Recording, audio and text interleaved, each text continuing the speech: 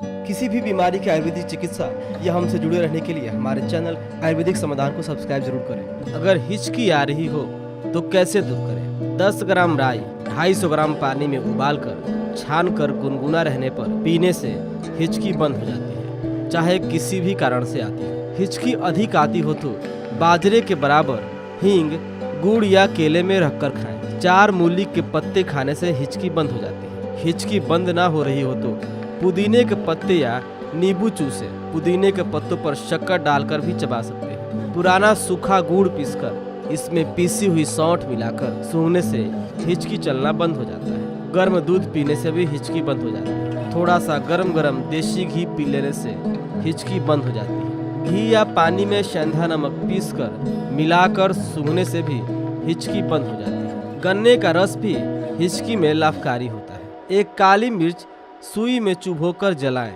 और इसका धुआं सूंघाएं, इससे हिचकी बंद हो जाती है। इलायची खाने से भी हिचकी में फायदा होता है। प्याज के रस में शहद मिलाकर चाटने से हिचकी बंद हो जाती है। केवल शहद चाटने से भी हिचकी बंद हो सकती है। सौंठ पानी में घिसकर सूंघने से हिचकी बंद हो जाती है। सौंठ, पीपल, आंवला और मिश्री इन सबको पीसकर शहद के साथ 3 ग्राम चाटने से हिचकी में लाभ होता है।